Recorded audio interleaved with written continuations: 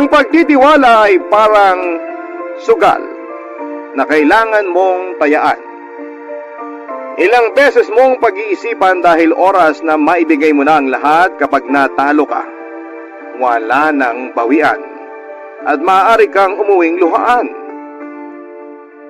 Ikaw kabarangay, sa anong paraan nasira ang tiwalang ibinigay mo sa taong mahalaga sa iyo? Dear Papa Dudut, mapagpalang araw po sa inyo at sa lahat ng mga nakikinig sa inyong programa. Palagi po ako nakikinig sa mga kwentong ibinabahagi ninyo. Hindi man po makaparinig sa radyo ay nakaabang naman po ako sa Facebook page ng Barangay LS 97.1. Number 1 po kasi kayo sa amin. Marcia na lamang po ang itawag ninyo sa akin.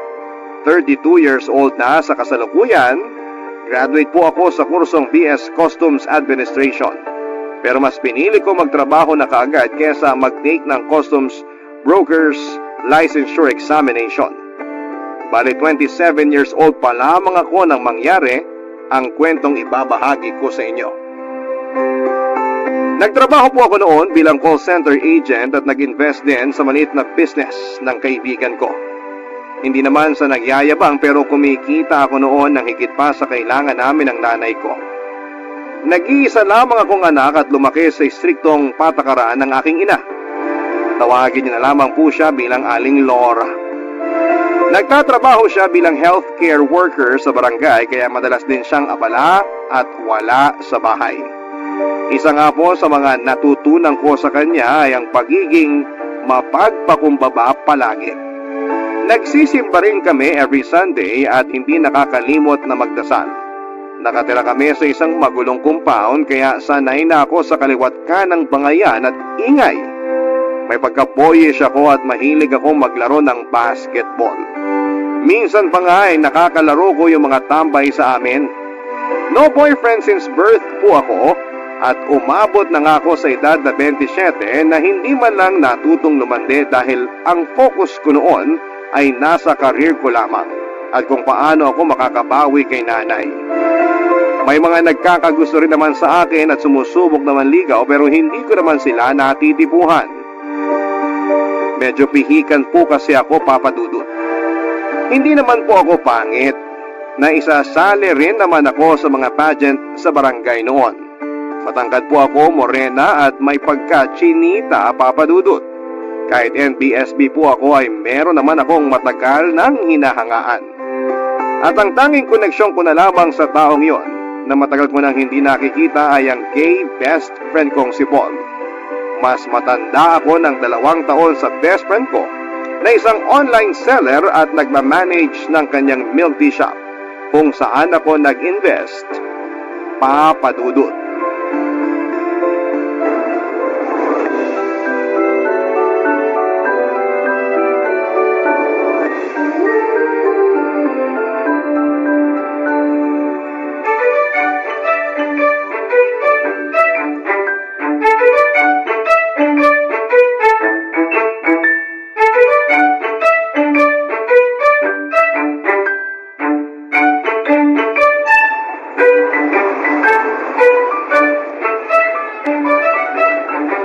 Bakla, nandito ka na naman. Di ba dapat natutulog ka na? Asa ka pang makakatulog ako doon? Sa ingay ba naman ng mga kapitbahay? Hay! So ano, paiikliin mo na lang ang buhay mo kaya di ka na matutulog, ganon. Dami namang sermon. Tinalo mo pa nanay ko ah. Seryoso ako, bakla ka. Kung ayaw mong matulog, maghanap ka na lang ng jowa. Lumandi ka naman.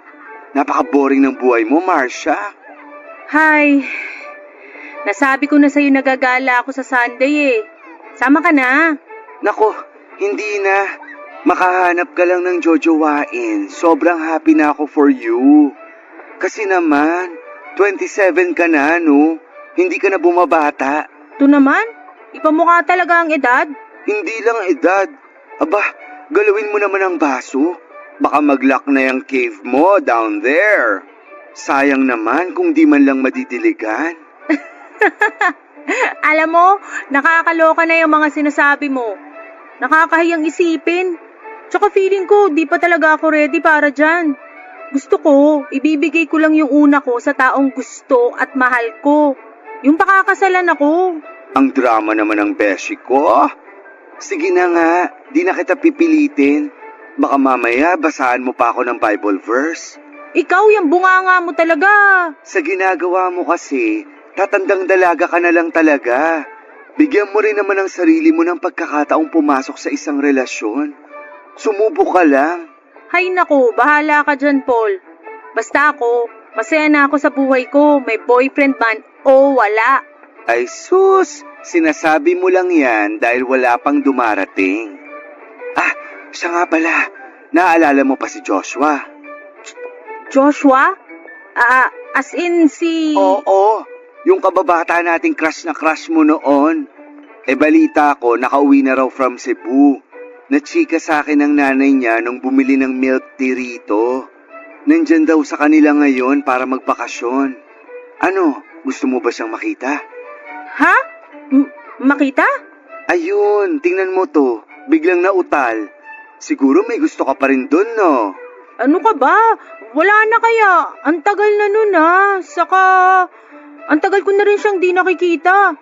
Baka mamaya, may girlfriend na pala siya o asawa. Dami naman agad sinasabi. O siya, ako na ang magsasabi sa'yo. Wala pa. Wala pa siyang jowa. Mag-isa lang naman siya nung umuwi. Nakasalubong ko pa nga kagabi after ko magsara nitong shop. Talaga? Ano? Nagkwento ba siya sa'yo? Sus, yan ba yung wala nang gusto? Mukhang excited ka na makita ulit si Joshua. Paul naman Baka may makarinig sa'yo rito na nakakakilala sa kanya. Nakakahiya. Bakit ba takot na takot ka? Wala namang masama kung magiging close kayo ni Joshua o kahit maging kayo pa. Yun ay kung single nga talaga siya. Sa'yo naman walang duda. Kilalang kilala kita mula ulo hanggang paa. Parang hindi pa kasi ko handang makita siya Hala siya. Makareact, kala mo ex si Joshua. Alam mo kasi, sa liit nitong lugar natin, imposibleng hindi kayo magkita nun. Alam ko naman, pero kasi nakakahiya talaga Paano kung nalaman pala niya nun na nagkagusto ko sa kanya? Ano ka ba? Past is past. Maliban na lang kung aamin ka ulit ngayon. Uy, namumula siya. Uy, tumigil ka nga dyan. Kaibigan din natin yun. Ano ka ba? Mas close nga lang kayo. Tama na nga yung drama mo. Eto na, tatawagan ko na. Invite kong mag-dinner para magkita na kayong dalawa. Ha? Paul, wag na. Ayan, nagri-ring na.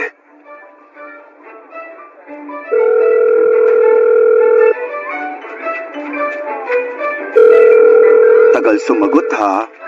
Wag na kasi. Shh, ayan na, sumagot na. Hello, Paul? Mukhang na-miss mo ako agad Kakabigay ko lang ng number ko kahapon, di ba? Ano lang, invite sana kita mag-dinner. Pwede ka ba? May gusto lang kasing makakita sa'yo. Paul, ano ba? Sure. Send mo lang sa akin yung details kung saan. Darating ako. Papadudo 25 years old na si Joshua. Tulad ni Paul ay isa rin siya sa mga kababata ko noon. Maaga lang siyang nag-mature dahil breadwinner siya ng pamilya. Ayon naman sa mga kwento ni Paul ay natupad daw ang pangarap ni Joshua na maging civil engineer. Ang kaso lamang ay kagagaling lang daw nito sa breakup with his long-time girlfriend. Mahigit 5 taon din daw ang relasyon nito sa dating nobya. Tulad ko ay mahilig din sa basketball si Joshua. Para sa akin ay hindi naman siya mahirap magustuhan, lalo na't hindi nalalayo ang mga hilig namin. Bukod kasi sa pagiging sporty niya ay mahilig din siyang mag-road trip at pumunta sa mga magagandang pasyalan. Nakaramdam ako ng pinaghalong kaba at excitement dahil sa inaasahan kong muli naming pagkikita ni Joshua. Nang muli kaming mag-usap ni Paul tungkol sa dinner ay nakiusap ako na kung maaari doon na lamang kami sa bahay niya dahil alam niya rin kung gaano ka-istrikta si nanay pagdating sa mga bisita. Ayaw din kasi noon ng masyadong maingay sa bahay. Sa muling pagkikita namin ni Joshua ay hindi namin naiwasang magkahiyaan sa isa't isa. Halos hindi ko magawang makapagsalita nang dumating siya sa bahay ni Paul.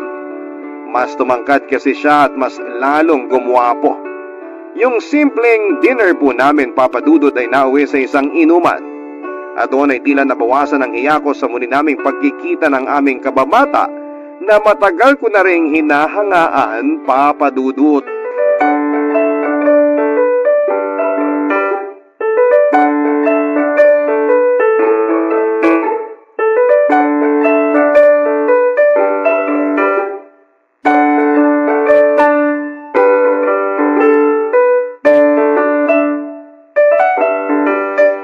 Marami pa akong beer sa ref.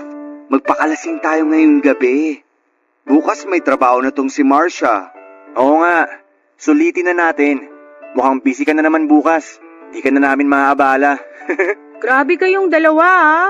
Siyempre trabaho yun. Dapat focus tayo, di pwede pa istorbo. Sus, trabaho. Kahit nga yata di ka magtrabaho ng ilang buwan, di ka naman magugutom. Parang tong si Papa Josh. Mukhang malaki na rin ang ipon. Kita mo ba yung magandang kotse sa harap, Marsh? Sa kanya yun. Grabe, paldo-paldo na tong Frenny natin. Siyempre matagal ko rin pinag-ipunan yun. Alam mo naman pag breadwinner, family first. Diba, Marcia? Ha? Oo. Grabe ha, ako ang kausap tapos biglang titingin kay Marcia. Iba rin. Saka, kanina pa ako may napapansin sa inyong dalawa. Tagal ko rin kasing hindi nakausap tong si Marcia. Wait, may boyfriend ka na ba? Baka mamaya may magalit dahil nandito ka. Boyfriend? Wala pa rin eh. Pa rin? So, never ka pang nagka-boyfriend? Paano naman magkaka-BF yan? Napaka-istrikta ng nanay niya. Kulang na lang ipasok sa kumbento yang si Marcia. Uy, Paul, huwag ka namang ganyan sa nanay ko. Wala namang masama sa paraan ng pagpapalaki niya sa akin. Yung kawalan ng boyfriend sa loob ng maraming taon, choice ko rin naman yun. Sige na nga, sorry na. Ikaw naman, Joshua, bakit kayo nag-break ng jowa mo? Bakit naman sa akin napunta yung topic? Past is past, di ba? Syempre, ang tagal ka naming di nakita, no? Makikichismis lang naman ng konti sa mga ganap mo sa life. Masama ba yun? Paul, wag na. Masyado na yatang private yun para pag-usapan. Sorry, parang di ko pa kasi kayang pag-usapan sa ngayon. Inom na lang tayo. Sige na nga. Pero ang boring naman kasi kung wala tayong pag-uusapan. Wait, alam ko na. Ibalik na lang natin kay Marcia ang topic. Konti na lang talaga. Masasabunutan na kita. Talaga lang ha? Paano yung sabunot ng mahinhin? Paranas nun. Pero seryoso, Marcia. Bakit nga ba hindi ka pa nagkaka-boyfriend? Wala ka man lang bang nagugustuhan? Sigurado naman ako na may nanligaw na rin sa'yo.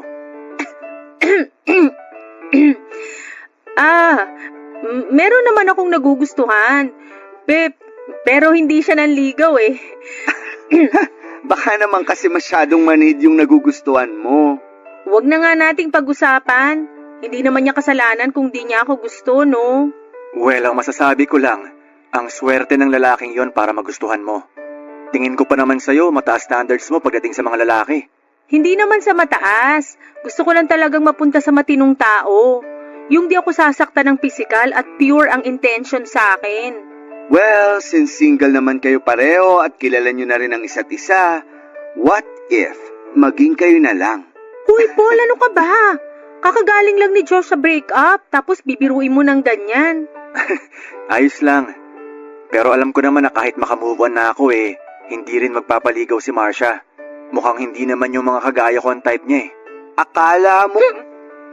Bakit naman may patakip ng bibig? Ang daldal mo masyado, Beshi. Uminom ka na lang kaya, pwede? Siya nga pala, na-miss ko yung bonding natin dati. Yung tumatambay tayo dyan sa may kanto tapos kumakain ng tusok-tusok. Actually, ang tagal na nga rin naming hindi yan nagagawa. Gawin natin uli? Naku, kayo na lang. Na-miss ko rin naman ang ganung bonding. Pero masyado akong busy sa aking business. Kaya nyo na yan. Teka lang ha, CR lang ako. Balik ako agad. Sure ako, di na babalik yan. Mukhang lasing na rin eh. Ikaw ba? Ayos ka lang? Oo, ayos lang naman ako. Pero medyo tinatamaan na rin. Huwag kang mag-alala. Ihahatid naman kita pa uwi kapag hindi mo na talaga kaya. Salamat ha. Alam mo, tama ka. Mukhang ni Ninja Move si Paul. Tutulugan na tayo nun. Pagkatapos ng dinner at inuman namin yon ay napadalas na rin ang pag-uusap namin ni Joshua Papadudut. Kwentuhan sa chat, sa tawag at video call. Madalas akong niyayayang lumabas ni Joshua kung saan-saan na rin po kami nakakarating noon. Pareho kaming mahilig mamasyal sa mga malalayong lugar. Hindi ko nga akalain na makakarating pa kami ng Zambales. At para mas magkaroon ng oras ay nag-resign na ako sa trabaho ko. Nag-decide na lamang ako na maging freelance para hawak ko ang oras ko. Aminado ako na habang tumatagal, ay mas lalong lumalalim ang nararamdaman ko para kay Joshua. Samantalang ramdam ko naman na namiss niya lang ako noon bilang kababata niya. Hanggang sa magkayaan kami pumunta sa Ilocos. Masaya at sinulit namin ang oras sa magagandang tanawin doon. Pero hindi naman namin inaasahan na magkakaproblema ang kotseng dala ni Joshua habang nasa kalagitnaan kami ng biyahe pa uwi. Nag-check-in kami sa pinakamalapit na motel para doon na lamang muna magpalipas ng gabi habang pinahatak ni Joshua sa pinakamalapit na talyer ang kotse niya para ma-repair. Buti talaga at may bukas pa na mga oras na yon. Sa loob ng kwarto namin, naiilang ako sa presensya ni Joshua dahil kaming dalawa lamang ang magkasama sa loob. May tiwala naman ako sa kanya pero naroon pa rin ang pag-aalinlangan ko. Lumipas naman ang gabi, natulog lang talaga kami pero noong ilang oras na lamang bago kami mag-check out, ay saka pa may nangyari sa aming dalawa. Bagamat may pag-aalinlangan ay pumayag pa ako dahil gusto ko naman siya papadudot. Isa pa ay nasa tamang edad na rin kami ng mga panahon na yon para gawin ang mga bagay-bagay na yon, papadudot. Barangay Love Stories. Barangay Love Stories. Papadudot, wala akong pinagsabihan tungkol sa namagitan sa amin ni Joshua. Kahit kay Paul na best friend ko dahil natatakot ako sa maaaring maging reaksyon niya. Isa pa ay hindi ko rin naman gustong may makaalam na si Joshua ang nakauna sa akin noon. Habang tumatagal, ay mas lalo pang ang napadalas ang pag-uusap at pagkikita namin. Bagay na hindi na ginagawa ng ordinaryong magkaibigan lamang. Minsan pa ay pumupunta siya sa bahay para magdala ng mga putahing siya mismo ang nagluto. May mga pagkakataon namang mga paborito naming street food noong bata pa kami ang pasalubong niya. Hindi naman nag-isip ng kung ano si nanay tuwing bumibisita si Joshua dahil alam nitong magkaibigan kami. Sa dalas ng pagkikita namin ay naulit pa ang mga nangyari sa amin sa motel. Pero yung sumunod na pagkakataon sa mismong bahay na namin nangyari yon habang wala si nanay noong araw na yon. Hanggang sa mahigit 10 beses pa yung naulit.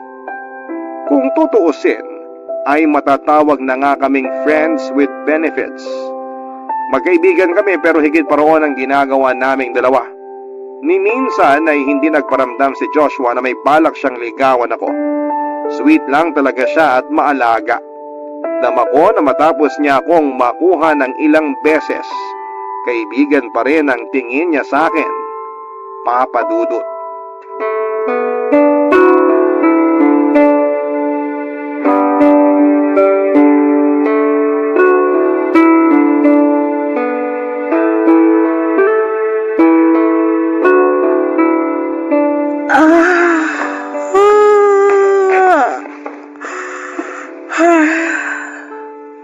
Nay, ano pong dinner natin?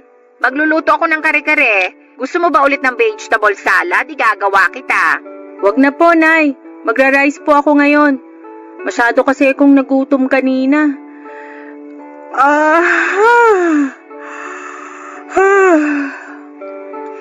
Upo muna ako rito, Nay, ah. Panoorin na lang kita sa pagluluto. Bakit parang antok na antok ka? Ano bang ginawa mo kanina?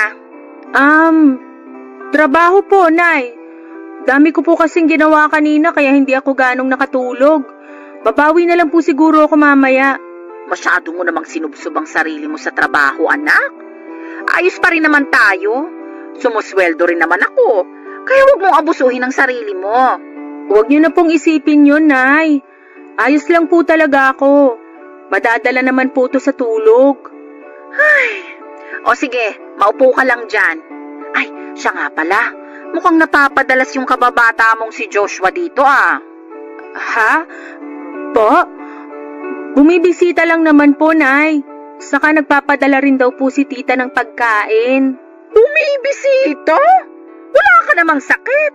Nay naman eh, nagmamagandang loob lang po yung tao.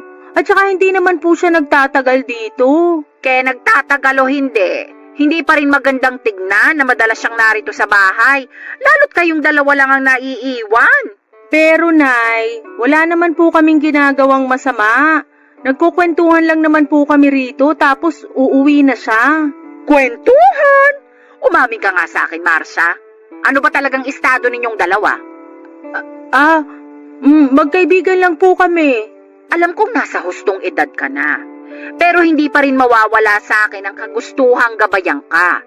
Maaaring kaya mo nang magdesisyon ng mag-isa. Pero sa ating dalawa, ako ang mas maraming karanasan kesa sa'yo.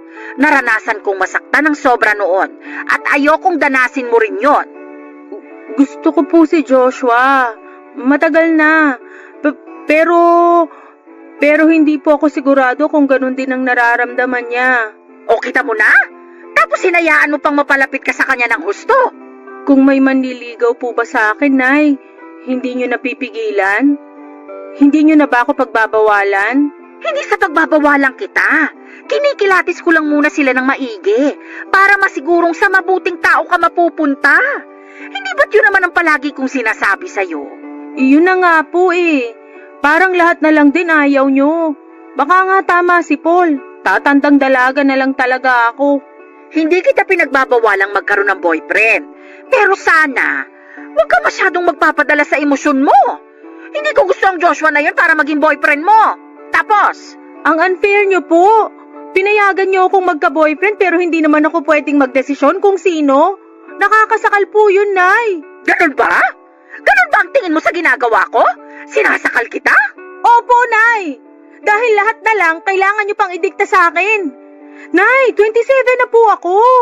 Ilang taon na lang magte-30 na ako. Nagsasawa ka na ba sa mga pangaral ko, Marsha? Hala, sige. Kung ayaw mo nang makinig sa akin, gawin mo na lang kung anong gusto mo. Nay naman, unawaan nyo rin naman po ako. Ayokong ganito tayo. Gusto ko lang din namang maranasang maging masaya. Gusto ko ring maranasang magmahal. Hindi tayo magiging ganito kung maayos kang magdesisyon. Basta, hindi mo ako mapipilit dyan sa gusto mo. Hindi ko gusto yung Joshua para sa'yo. Iba talagang pakiramdam ko sa lalaking yun eh. Malakas ang kutob ko na may tinatago siyang kung ano. Ay, ewan, bahala ka. Kung makikipagrelasyon ka sa kanya tapos nasaktan ka, huwag kang iiyak sa harap ko ha. Dadagukan talaga kita. Sa kabila ng pagtutol ni nanay ay patuloy pa rin akong nakipagkita kay Joshua Papadudut. Hindi ko magawang tanggihan si Joshua tuwing nag-aaya siyang lumabas. Meron ding mga araw na ako ang nag-invite sa kanya. May mga pagkakataong lumalabas kami para mag-check-in sa motel, kung saan ay paulit-ulit na may nangyayari sa amin. Hindi ko na rin pinag-isipan ang madalas kong paggastos noon tuwing lumalabas kami. Nahihiya rin kasi ako na palaging si Joshua lamang ang naglalabas ng pera. Masaya naman ako sa ganong klase ng setup namin, Papadudut. Wala kaming relasyon pero madalas kaming magkasama at naroon kami tuwing kailangan namin ang isa't isa. At dahil madalas na akong inuumaga ng uwi ay palagi na rin akong pinagsasabihan ni nanay. Alam kong kahit na hindi niya sabihin ay alam na niya kung ano ang nangyayari tuwing lumalabas kami ni Joshua. Pero hindi ko na lamang po pinansin ang mga sinasabi ni nanay. Alam ko pong nakakainis at marami sa mga nakikinig ngayon ang hindi nagustuhan ang ginawa kong yon. Pero masyado akong nadala sa pagmamahal na nararamdaman ko para kay Joshua ng mga panahong yon. First time ko kasing maranasan na maging ganon kasaya, kaya ini-enjoy ko na lamang ang bawat segundong kasama ko siya. At naging bulag sa mga bagay na sana'y noon ko pa nakita, Papa Dudut.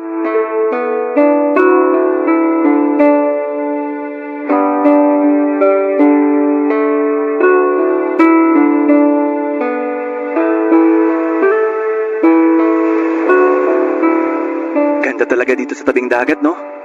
Sana pala noon pa tayo nakapunta dito. Oo nga eh. Sayang di kita agad nasama dito. Hindi rin kasi ako masyadong makalayo nun dahil sa trabaho ko. So paano yun? Mag-isa ka lang pumupunta dito dati?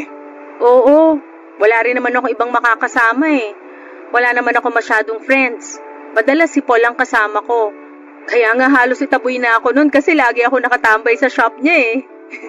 Ikaw kasi, masyado mong binubor ang sarili mo. Sana pala noon pa ako bumalik para lagi kang may kasama. Ikaw talaga? Paano naman trabaho mo kung lagi mo kong sasamahan? Wala namang problema sa trabaho ko. Tsaka gusto ko talagang sulitin ang bakasyon ko rito kaya ayoko munang isipin ang trabaho. Ikaw, kumusta naman yung bago mong trabaho? Okay naman. Nakakapagpahinga naman ng maayos. Nalilibang din kasi nandyan ka. Ako lang pala yung kulang. Hindi no. Kaya sino ba yung sinasabi ni Paul last time na nagugustuhan mo raw? Ha? Wala yun. Ano ka ba? Nagbibiro lang talaga si Paul noon. Panukso niya kasi lagi sa akin yun. Hindi ako naniniwala. Baka naman pwede mo nang i-share sa akin kung sino. Ngayon ka pa ba mahihiya sa akin? Kung kailan nagawa na natin... Joshua! Huy! Kailangan pa bang banggitin yun? Alin? Yung may nangyari na sa atin ng maraming beses, pero nahihiya ka pa rin sa akin? Nakita mo na nga lahat sa akin eh. Sabi lang wag mo nang banggitin eh. Ito naman, nangahampas pa. Mapanakit ka. Tsaka, bakit ka ba nahihiya? Eh tayo lang naman na nandito. O sige nga, magsasalita ba yung mga bato sa harap natin para i-judge ka? Ayoko na ha. Tama na. Feeling ko talaga lulubog na lang ako sa kinauupuan ko. Napakamahiyain mo naman. Pero parang di ka ganyan nung nandun tayo sa motel. Alam mo, kung yan lang pag-uusapan natin, uuwi na lang ako. Teka, dito ka lang. Huwag kang umalis. Ito nagtampo naman agad. Sorry na. Payakap nga. Yakap lang ha. Paano kung may gusto pa ako bukod sa yakap? Sandali. May gusto pala akong itanong sa'yo. Ano yon? Yung ex-girlfriend mo, wala na ba talaga kayo noon? Para kasing lagi kang umiiwas kapag napapag-usapan natin siya eh. Wala na nga kami noon. Nakipaghiwalay na ako bago pa magbakasyon dito. Hanggang ngayon ba naman duda ka pa rin sa akin? Hindi naman sa ganun. Gusto ko lang makasiguro. Kasi naman, ilang beses nang may nangyari sa atin. Tapos, ganun na lang ba yon? Anong ibig mong sabihin? Ano ba talaga tayo, Joshua? May patutunguhan ba tong ginagawa natin? Ang seryoso mo naman. Siyempre darating din tayo ron. Pero sa ngayon, may iba akong gustong gawin. At sa pagkakataong to, sa loob naman ng kotse ko. Uy, Joshua! Papadudod sa kagustuhan ko na mag-level up naman ang relasyon namin ni Joshua, ay sinimulan ko na mag-effort para sa kanya. Alam kong magkaibigan pa rin kami pero gusto kong maramdaman niya kung gaano siya ka-espesyal sa akin. Nang sumapit nga ang birthday niya ay nagplano ako ng surprise celebration para sa kanya. Kinasabwat ko pa noon ang nanay niya at bunsong kapatid. Nagluto ako sa bahay nila at umorder ng karagdagang handa. Habang nagluluto, nagkukwentuhan kami ng nanay ni Joshua. At dahil ang alam lang ng nanay niya ay mag-best friend kami, Marami itong naikwento sa akin. Akala ko nga po, ang nagplano ng sorpresa, hindi ko alam na mababaligtad pala. Ako pala yung masosorpresa ng araw na yon. Natuklasan ko na hindi naman pala totoong graduate ng civil engineering itong si Joshua. Third year college pa lang daw ito nang huminto ito sa pag-aaral. Bumagsak daw sa mga major subject at hindi na nagpatuloy dahil sa mga barkada. Halos hindi naman ako makapaniwala sa mga nalaman ko dahil alam kong matalino naman si Joshua. At dahil hindi nakatapos ng kolehiyo ay nahirapan daw na makahanap ng trabaho si Joshua hanggang sa sinubukan itong mamasukan bilang welder sa construction sa Cebu. Ilang taon na rin daw ito sa ganong trabaho hanggang sa tinamad ng pumasok at nagpasya munang umuwi para magbakasyon. Sa sama ng loob ko ng araw na yon ay wala sa sarili akong umuwi sa amin, Papa Dudut. Hindi ko na rin tinuloy ang sorpresa para kay Joshua at kahit maraming tanong sa akin ng nanay niya, ni isa sa mga yon ay hindi ko na nagawa pang sagutin dahil sa sorpresang mga nalaman ko tungkol kay Joshua. Barangay Love Stories. Barangay Love Stories. Papadudot bukod sa pagsisinungaling ni Joshua tungkol sa trabaho niya ay nalaman ko rin mismo sa nanay niya na nabuntis niya ang ex-girlfriend niya. Tinakasan lang daw ni Joshua ang responsibilidad sa dating nobya para malayang makapagbuhay binata. Halos hindi maproseso ng utak ko ang mga nalaman ko ng panahon na yon. Pakiramdam ko kasi sa nangyayaring yon sa akin ay parang pumasok ako sa isang teleserye at hindi ko na magawa pang makalabas. Hindi ko kasi akalaing maluloko ako ng ganon at hindi nang basta kung sino lang kundi si Joshua pa na kababata ko at pinagkakatiwalaan ko ng sobra. Sa kabila ng mga nalaman ko ay pinili ko pa ring solohin na muna yon dahil sigurado ako na kapag nalaman ni nanay ang tungkol doon ay katakot-takot na sermon at matinding pangaral ang aabutin ko sa kanya. Hindi malabong ipamukha niya sa akin ang maling desisyong nagawa ko. Nasa una pa lang ay sinubukan na niyang tutulan. Nawalan ako ng gana sa trabaho at madalas na lamang nagmumukmok sa kwarto ko. Tinawagan ako ni Joshua ng paulit-ulit pero wala kahit isa roon ang sinagot ko. Akala niya ay nagtatampo lamang ako ng panahon na yon. Wala pa kasi siyang ideya na alam ko na ang mga kasinungalingan at panluloko niya sa akin, Papa Dudut.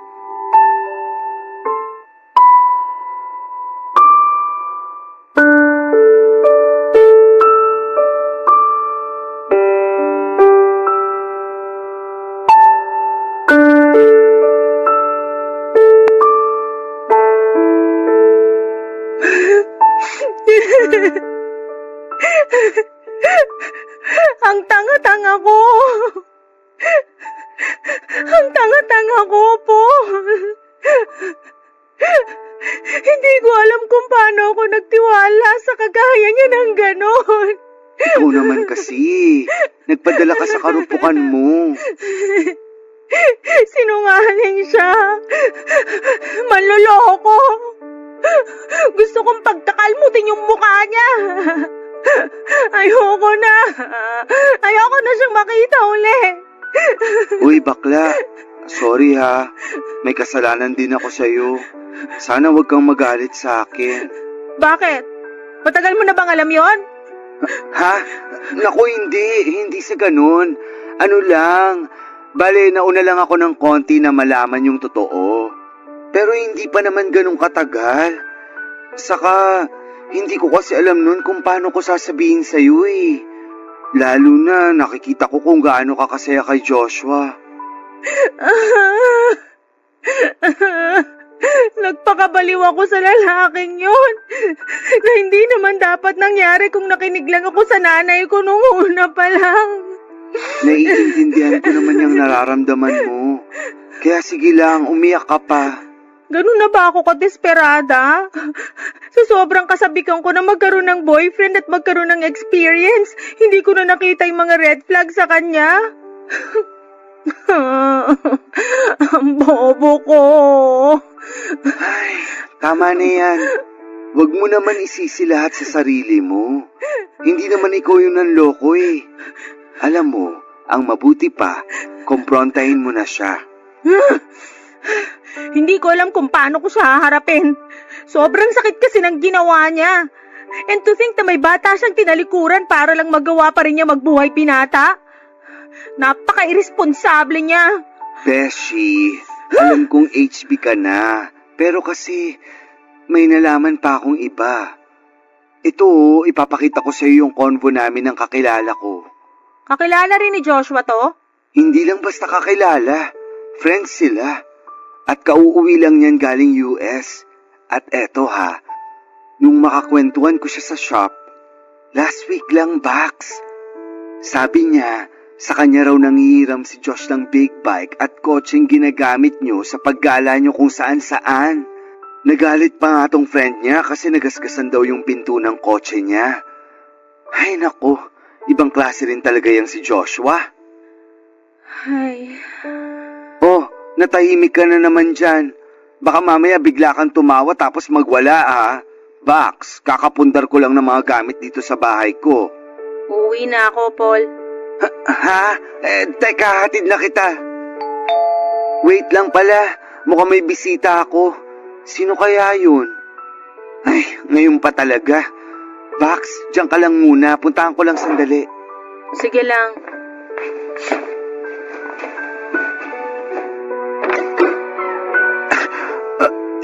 Joshua? Ikaw pala? Anong atin? Pasensya na sa istorbo, Paul. Nandiyan ba si Marcia? Pinuntahan ko kasi siya sa bahay nila. Pero sabi ni tita wala naman siya ron. Baka raw nandito. Wala siya rito. Paul, sige no. Pakausap naman sa kanya, please. Hindi naman ako ang magdedesisyon kung kakausapin ka niya o... ayun na pala siya. Paul, sige na. Sa labas na lang kami mag-uusap. Okay, sige. Ikaw, Joshua, sumunod ka sa akin. Marcia, ano bang problema? Bakit ayaw mo akong kausapin? Ang kapal ng mukha mong magtanong? Sa tingin mo kakausapin pa kita matapos kung malaman lahat ng panloloko mo sa akin? Panloloko? Ano bang sinasabi mo? Huwag ka na nga magpaka-inosente dyan. Gusto mo bang isa-isahin ko pa mga kasinungalingan mo? Sige, unahin na natin yung ex-girlfriend mo na tinakbuhan mo matapos mong buntisin. Ha? Paano mo nalaman? Sa nanay mo mismo. Ngayon ka magsinungaling sa akin. Sabihin mong hindi totoo lahat ng nalaman ko. Grabe ka, Joshua. Iniiwan mo yung nabuntis mo para magbuhay binata ka dito? Ginago mo kung hayop ka? Sandali lang. Magpapaliwanag muna ako, Marcia. Wag na. Hindi na kailangan. Nalaman ko na lahat ng kailangan kong malaman mula sa nanay mo. Napakasinungaling mo. Pinagmukha mo akong tanga. Maling-mali ako ng pagkakakilala ko sa'yo. Patawarin mo ko. Hindi ko alam kung mapapatawad pa kita sa lahat ng panloloko mo sa akin. Sana nagsabi ka na lang ng totoo para hindi na tayo umabot sa ganito. Huwag ka nang magpapakita sa aking buwisit ka. Marcia! Utang na loob, layuan mo na ako.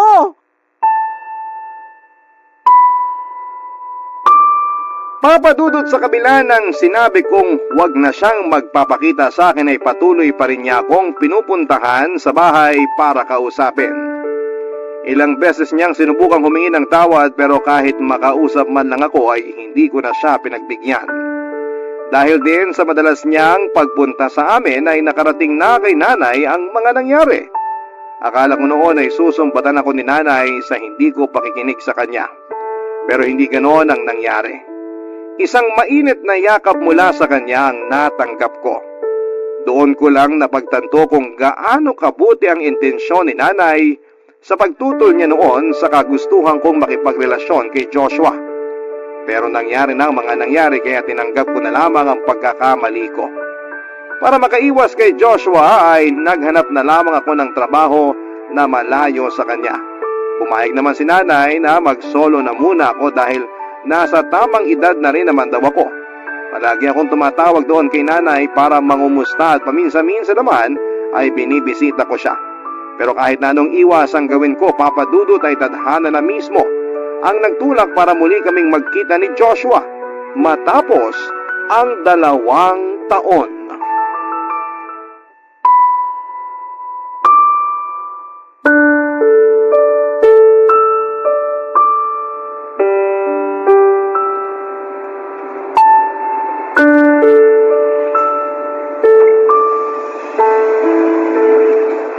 Marcia? Joshua? Anong ginagawa mo rito sa terminal? Pinauwi ako ni nanay. Namimiss na raw kasi ako. Hinihintay ko na lang yung paalis na bus. Ikaw? Obvious ba? Malamang uuwi rin. Hay! Sa dami naman na makakasabay ko, ikaw pa talaga. Galit ka pa rin pala sa akin. Sorry. Ano bang inaasahan mo sa muling pagkikita natin? Sasalubungin kita ng yakap at tatadta rin ng halik? Tanga ka ba? Naiintindihan ko naman kung galit ka pa sa akin. Hindi rin kita pipiliting patawarin na ako. Buti alam mo. Sungit mo na talaga. Pero kahit hindi ka interesado, gusto ko pa rin magkwento. Ayokong makinig sa mga kwento mo. Pwede ba lumayo-layo ka sa akin? Naaalibadbaran ako sa presensya mo eh. Wala naman ako nakakahawang sakit. Tigilan mo nga yung drama mo. Di bagay sa'yo. Nakahanap na nga pala ako ng trabaho. Di ko naman tinatanong. Alam kong hindi. Kaya nga magkukwento na lang ako eh. Tsaka para na rin di ka mainip habang naghihintay. 30 minutes pa hihintayin natin eh, bago dumating yung bus. Siguraduhin mo lang na may sense yung kwento mo ha. Kasi kung wala, lumipat ka na ng pwesto. Yung malayo sa akin. Ang sungit talaga. Parang ibang Marcia na tuloy yung katabi ko. Masungit pero maganda pa rin. Ano ba? Hindi ako nakikipagbiruan sa'yo ha. Ito naman, masyadong seryoso. Eto na, nakahanap na ako ng maayos na trabaho. Sa call center din, gaya mo dati. Kailangan na kasi, para alam mo na, makapagpadala man lang sa anak ko. Buti naman naisip mo yan.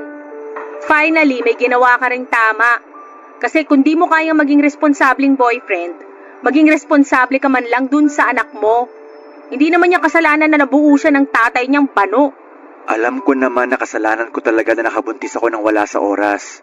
Na-realize ko na rin lahat ng pagkakamali ko. Kaya salamat, ikaw yung nagpa-realize sa akin ng mga nagawa kong pagkakamali. Kahit di dahil sa akin, kailangan mo talagang akuin mga pagkakamali mo. Ang tanda mo na, isip bata ka pa. Tama ka, naging isip bata nga ako. Kaya sorry talaga, Marcia. Alam ko na hindi madadaan sa sorry lang yung nagawa ko sa'yo. Pero sana, okay pa rin sa'yo na maging magkaibigan tayo. Ha? Seryoso? Ito na nga lang nakausapin ka labag pa sa kalooban ko tapos makikipagkaibigan ka pa? Style mo rin, bulok. Sige na oh. Hindi mo naman ako kailangan kausapin lagi. Kahit wag mo ako pansinin. Yung malaman ko lang na tinuturing mo pa rin akong kaibigan, malaking bagay na para sa akin yun. Sobrang bigat pa rin kasi ng nararamdaman ko. Galit na galit pa rin ako sa sarili ko sa nagawa ko sa'yo. Arte ah. Deserve mo naman talagang mabigatan. Laki kaya ng kasalanan mo sa akin. Pasalamat ka nga kasi iniwasan lang kita. Kung sa ibang babae mo ginawa yon, baka pinahiya ka pa sa social media. Kaya nga sising-sisi ako. Kasi napakabait mo para lokohin lang. Kung tutusin nga, ang swerte na magiging first boyfriend mo kung sakali. Kung nagtinulang sana ako sana yun eh. Pero hindi ko rin kaya noon na maglakas loob na ligawan ka. Kasi nga, alam mo na. Pwede ba? Huwag mo nang ipaalala yun. Naiirita na naman ako sa'yo eh. Kung gusto mo makipagkaibigan pa rin sa akin, tuloy mo na lang yung maganda mong ginagawa. Maging responsable kang ama sa anak mo at mag-focus ka na lang sa pamilya mo. Gagawin ko yun, Marcia. Hindi lang para sa sarili ko. Hindi para sa anak ko o para sa pamilya ko. Para na rin sa'yo. Ipapakita ko na nagbago na ako hanggang sa kaya mo na talaga akong patawarin. Di mo na kailangang sabihin sa akin yan. Gawin mo na lang. Baka matuwa pa ako sa'yo. Basta, salamat talaga. At sorry ulit.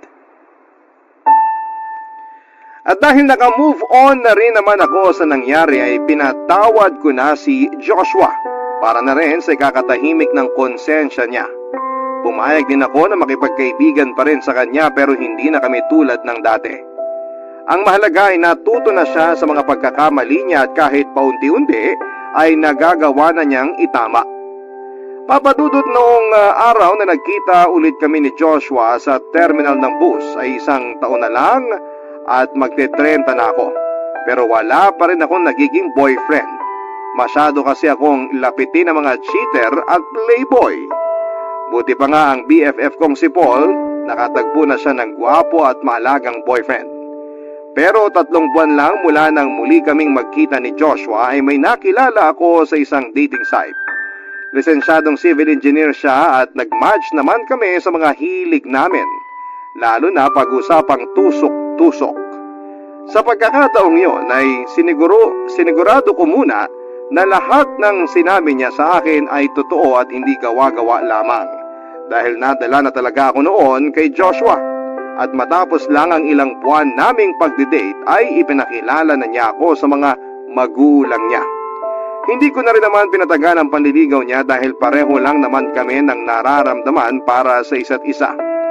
Hindi ko po akalain na sa kabila ng mapait at pinagdaanan ko sa first love ko ay makakahanap pa ako ng lalaking matino. Papadudot, sa mismong araw na sinagot ko ang first boyfriend ko ay saka naman dumating ang isang malungkot na balita sa akin. Wala na raw si Joshua. Naaksidente raw ito habang nagmomotor. Umuwi ako sa probinsya para makiramay sa pamilyang naiwan niya. Kasama ko ang boyfriend ko noon at sa kabila ng pagluluksa ay naging masaya naman para sa akin ng nanay ni Joshua. Nagpasalamat pa siya sa akin noon dahil sa halip daw na gantihan ko ang ginawang panluloko ng anak niya ay mas pinili ko na lamang na magpatawad. Sa ngayon ay masaya po ako sa love life ko, Papa Dudut. Engaged na rin kami ng boyfriend ko at malapit ng ikasal. Maraming salamat po, Papa Dudut, sa pagbabahagi ng kwento ko at maraming salamat din sa lahat ng mga kabarangay natin na nakinig at taus-pusong nagpapasalamat din po ako sa Barangay Love Stories para sa pagkakataong may bahagi ito. Hindi masama ang magpaganda at maging maalaga sa sarili. Ang mahalaga ay masaya ka at walang tinatapakang tao sa klase ng buhay na iyong pinili. Ikaw, kabarangay, paano mo ipinakikita ang pagpapahalaga mo sa iyong sarili? Dear Papa Dudut, mapagpalang araw po sa inyo at sa mga kabarangay nating laging nakatutok sa inyong programa. Dante na lamang po ang itawag ninyo sa akin, Tubong Pangasinan. Libangan na po namin ang pamilya ko ang pakikinig sa Barangay Love Stories bukod sa panonood ng mga programa sa GMA7. 58 years old na po ako sa ngayon at yung kwento ko naman ay nangyari 13 taon na ang nakakalipas. Pangingisda na po ang naging hanap buhay ko noon mula nang makapagtapos ako ng high school. Meron din akong kapatid na itago na lang natin sa pangalang Mando. 10 taon ang agwat naming dalawa. Pareho kami na napilitang magtrabaho sa murang edad pa lamang at hindi na nakapagtapos pa ng pag-aaral dahil ulilang lubos na kami. Maputi naman ako noon, Papa Dudut, at masasabi ring magandang lalaki. Pero nasunog na lamang ang balat ko sa araw dahil sa klase ng trabaho ko. Noong una ay maliit lang ang kinikita ko sa pagsama sa pangingisda. Maliit lang kasi ang bangkang ginagamit namin, pero sa katagalan ay nadagdagan na rin naman yon nang isama na ako ng tiyuhin ko sa laot. May-ari siya ng malaking fishing boat at siya rin ang operator nito. Nang panahong yon, Papa Dudut, ay may kinakasama na ako. Amor na lang ang itawag namin or natin sa kanya. 11 taon ang agwat namin. Dalaga pa siya nang makilala ko at mukha pang mas bata kesa sa edad niya. Mahilig kasi siya sa mga nabibiling beauty products. Maganda siya at maganda rin ang hubog ng katawan. Nahirapan nga ako na ligawan siya noon dahil marami akong naging karibal sa kanya. 2 taon pa lang kaming nagsasama ni Amor, Papa Dudut. At dahil palagi akong nasa laot ay siya lang ang naiiwang mag-isa sa bahay, kasama ang mga alaga kong aso na sina Patik at Brownie. Hindi pa man kami nagsasama ay alaga ko na ang mga yon. Inaabot naman ng 1 linggo o higit pa yung pangingisda namin, Papa Dudut. Pinakikisuyuan ko na lamang noon si Mando na paminsan-minsan ay bumisita sa bahay at doon na rin matulog para may makasama si Amor. Pero dahil sa trabaho nito ay bihira lang din itong makauwi. Konduktor kasi ng bus si Mando. Kadalasan ay doon na ito nakikitulog sa bahay ng kasamahan nito sa trabaho. Hindi naging madali para sa akin na palagi akong malayo kay Amor, Papa Dudut. Pero tiniis ko ang lahat para makaipon at nakontento na lamang sa ilang araw na nagkakasama kami noon bago umalis para muling sumama sa pangingisda, Papa Dudut.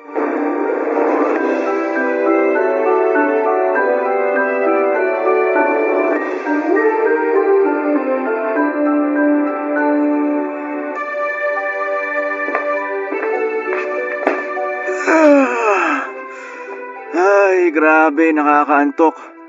Ang sakit pa ng buong katawan ko sa pagbubuhat ng mga isda kanina. Makaupo nga muna dito sa sofa. Ikaw naman kasi, pwede namang hindi ka muna sumama kahit 1 linggo lang. Pero masyado mong inaabuso yung sarili mo sa trabaho. Tingnan mo, tinanghali ka na ng uwi. Kung di ka pa nga dumating dadala na sana kita ng pananghalian dun sa fishport. Ano, gusto mo ba imasahe kita? Aba, syempre hindi ko tatanggihan yan. Pero mas maganda kung mamayang gabi na lang. Para pagkatapos ng masahe, alam mo na, sexy time naman. Gusto ko yan. Yan ang gusto ko sa'yo eh. Wala nang arte-arte pa. Ay, teka, may bibigay nga pala ako sa'yo. Mukhang alam ko na kung ano yan. Excited na ako. Ikaw talaga. Ito yung parte ko sa pinagbentahan ng isda kanina. Malaki-laki na rin to. Sa susunod maipapaayos na rin natin tong bahay. Ipapatiles ko na rin yung sahig natin para di ka na mahirapang magpunas araw-araw. Talaga? Naku, salamat, mahal ah. Ayaw mo talagang napapagod ako. Dahil dyan, anong gusto mong iluto ko para mamayang hapunan? Ayoko muna ng isda ngayon. Nilagang baboy na lang siguro para makahigop ako ng mainit na sabaw. Sus, yun lang pala eh. Samahan ko na rin yan ng pork chop para ganahan ka mamaya. O siya, bihis muna ako para makapamalengke na. Pwede bang mamaya na? Halika muna. Dito ka muna sa tabi ko. Usap lang tayo sandali. Namiss kita eh. Sus, pwede naman yan mamaya. Kahit magdamag pa kung gusto mo. Mamaya ka na umalis. Marami pa namang oras para mamalengke ka eh. Pero baka wala na akong maabutan na sariwang karne sa palengke kung hapon pa ako pupunta. Mahal naman. Kahit ilang minuto lang. Sige na nga, ikaw talaga. Minsan na nga lang maglambing eh. Oh, eto na nga, uupo na sa tabi mo. Kumusta ka naman dito habang wala ako? Wala bang nanggugulo o nangungulit sa'yo? Wala naman. Alam mo namang tahimik dito sa atin. Tapos karamihan pa nga ng mga nasa paligid mga kamag-anak mo lang din. Kaya nga ang dami ring nakikialam eh. Nakikialam? Sino namang nakikialam sa'yo, mahal? Naku, hayaan mo na. Kaya ko na yun. Ikaw ba? Kamusta yung pakiramdam na walang katapusang tubig lang yung nakikita mo sa laot? Okay naman. Kahit minsan nakakainip din. Tsaka namimiss kasi kita kaya excited laging umuwi. Sandali. Nasaan yung isa nating aso? Si Brownie. Nandun sa labas. Pagala-gala lang naman yung isang yun. Umuuwi lang pag nagugutom na. Siyempre. Alangan naman magtrabaho yun. Hindi naman yun ang ibig kong sabihin. Si Batik, nakita mo ba sa labas? Oo, nakita ko. Pero ba't ganun? Parang namamayat yung isang yun. Naku, parang may sakit kasi yung aso mong yun. Ay, bakit ba kasi puro na lang yung mga alaga mo yung pinag-uusapan natin? Sus, ito naman. Huwag mong sabihin nagsiselos ka sa mga aso natin. Ha? Hindi, no? Kung hindi, yakapin mo nga ako. Yung mahigpit ha. Tapos samahan mo na rin ng manamis-namis na halik. Alam mo, ikaw ang aga-aga pa para dyan sa kaharutan mo. O bakit? May oras ba dapat yun? Na-miss nga kita eh. Namiss din naman kita, pero pwede bang maligo ka muna? Medyo amoy daing ka na eh. Amoy kabibilad na daing pa lang naman. Papadudot nung una ay ayos lang sa akin kahit minsan ay napapabayaan na ni Amor ang mga alaga naming aso at yung ibang gawain sa bahay. Alam ko naman na naghahanap buhay din siya noon kaya hindi yun naging problema sa aming dalawa. Pinapaalalahanan ko na lamang siya at pinagsasabihan sa maayos na paraan para maiwasan yung hindi namin pagkakaunawaan. Noong sunod na uwi ko naman ay pinahinto ko na siya sa pagmamanicure para hindi na niya kailangang pumunta sa kung saan-saan para maghanap ng customer. Katwiran ko naman noon ay sapat na yung kinikita ko sa pangingisda para sa aming dalawa, kaya hindi na niya kailangang magtrabaho pa. Pero kahit nasa bahay na lamang siya at wala nang ibang ginagawa ay naging pabaya pa rin siya noon, papadudot. Bukod pa roon, ay may mga pagkakataon din na umuuwi ako na hindi si Amor ang naaabutan ko sa bahay, kundi yung mga kalat na mukhang ilang araw nang hindi nalilinis.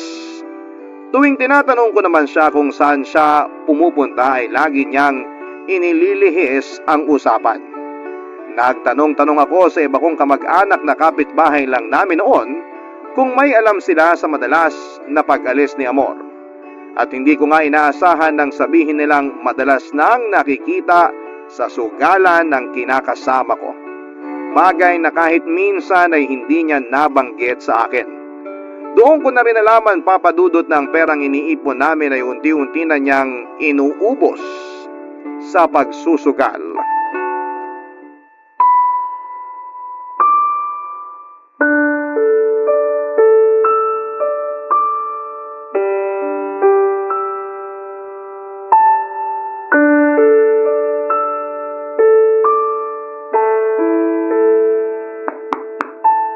Nandito na ako, mahal. Pabukas naman ang pinto. Nako, mukhang wala siya rito ah. Bubuksan ko na nga lang. Teka, nasa na nga ba yung susi ko? Eto.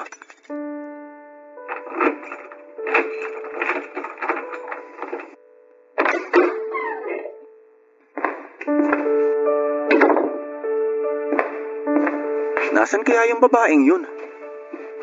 Teka, anong amoy yun? Parang nabubulok na. Anak ng tokwa! Ang daming kalat naman ito. Di man lang ba siya naglilinis ng bahay? Ay, pagod na nga sa pangingisda, ako pa maglilinis. Pambihira talaga. Mahal, anong ginagawa mo rito? Nagka-problema yung bangka, kaya napaaga ako ng uwi. Ikaw, saan ka galing? Ako? Dyan lang. Pumunta lang ako sa bahay lang ng kaibigan ko. Sa bahay lang ng kaibigan mo, posturang-postura ka. Ikaw naman, masama na bang mag-ayos ngayon? Siyempre, nasanay naman talaga ako nagpapaganda bago lumabas ng bahay. Masama na ba yun ngayon? Wala akong sinasabing masama magpaganda. Ang sa akin lang, bago mo sana gawin yan, asikasuhin mo muna tong bahay. Tinan mo, ang dami ng kalat. Pati mga maruruming damit kung saan-saan na lang nakalagay. Ang init naman agad ng ulo mo. Sige na, magbibihis lang ako, tapos lilinisin ko na yung mga kalat na yan. Gusto mo? Pati ikaw, linisan ko na rin. Para namang sinabi mo ng napakadumi ko. Naku, hindi. Ano ka ba? Hindi naman yun ang ibig kong sabihin. Bakit ba kasing init-init masyado ng ulo mo? Magtatanong ka pa? Ikaw kayang umuwi ng pagod na pagod, tapos dadatnan mong walang tao sa bahay, tapos ganito pa kakalat. Mahala, medyo nakaka-offend na yan. May inaasikaso lang kasi talaga ako, kaya lagi akong wala dito sa bahay. Ano ba yung inaasikaso mo? Yung para sa bago kong negosyo. Nagpapaluwagan kasi kami nung kaibigan ko para mapaikot pa yung perang iniipon natin. Di ba't sinabi ko naman sa'yo na hindi mo na kailangan gawin yun? Ako nang bahala sa mga gastusin dito sa bahay. Oh, yung mga aso wala na naman. Buhay pa ba ang mga yon? Ano kasi, si Batik hindi na umuwi rito. Si Brownie naman nandun sa likod ng bahay. May sakit yata. Pambihira naman, Amor. Hindi mo man lang ba hinanap? Hinanap ko. Pero hindi ko na kasi nakita. Baka, napagtripan na ng mga tambay. Ano na naman kaya mong gawin dito? Mukhang lahat na lang napapabayaan eh. Pasensya ka na. Alam mo namang wala akong hilig sa mga hayop eh. Saka nangangagat yung mga aso mo. Ang hirap pa amuin eh. Paano nga aamo sa'yo kung di mo naman pinapakain? Hindi naman mahirap gawin yun eh, pero hindi mo pa rin magawa. Samantalang sa pag-aayos mo, ilang oras ang inuubos mo para lang magmukha kang ganyan. Teka nga lang, Dante. May problema ka ba sa pag-ayos ko? Wala nga. Wala akong pakialam kahit maghapon ka magpaganda. Basta yung mga alaga natin, mapakain mo sa tamang oras at makapaglinis ka naman ng bahay. Ganun lang kasimple. Kasi kung kukuha pa tayo ng katulong para gumawa ng mga yon, kailan pa tayo makakaipon ng papaayos nitong bahay?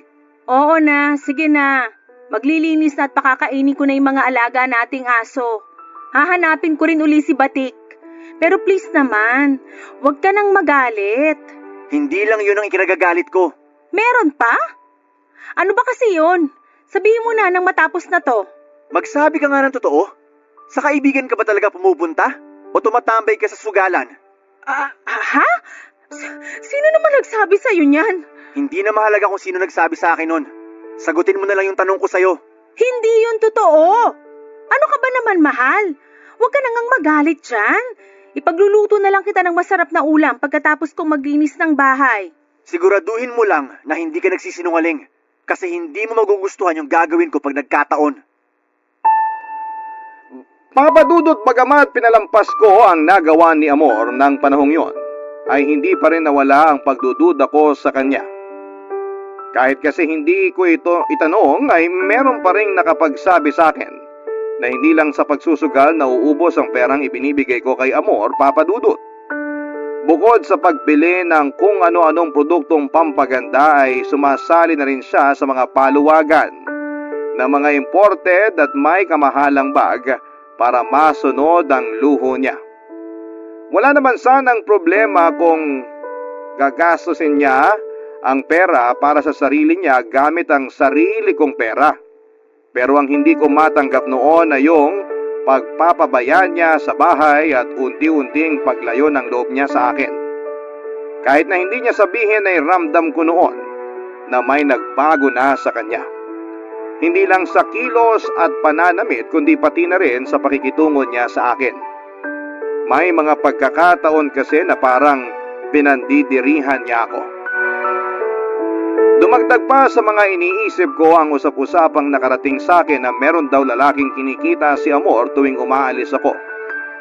Guwapo raw ang lalaki at mukhang may kaya sa buhay. Pero dahil mas matimbang ang pagmamahal ko sa kanya ay binaliwala ko noon ang mga naririnig ko at mas naniwala na lamang sa sinasabi niya. Inudyukan na rin ako ng tiyuhin ko na magkaroon ng sariling anak para meron ng pagkakaabalahan si Amor.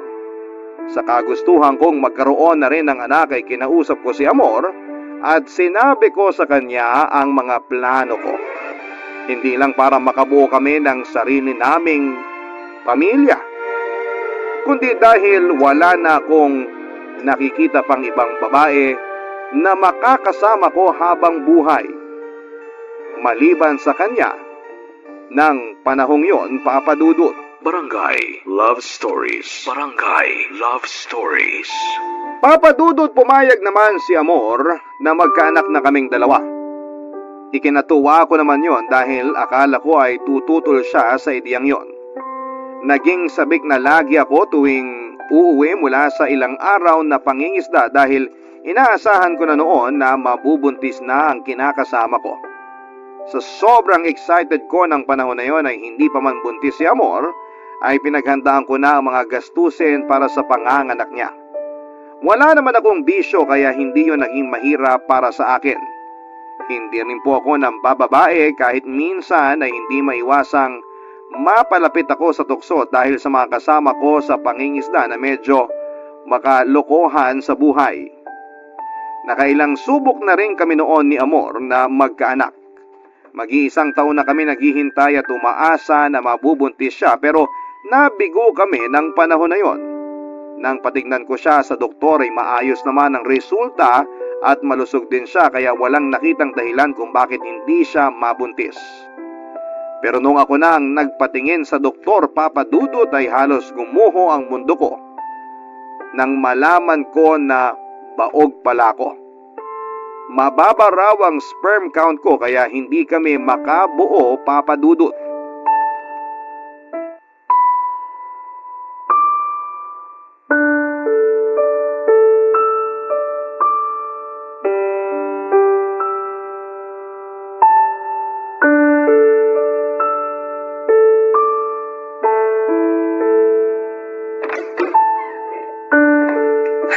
Sa wakas, nakauwi rin. Nakakapagod.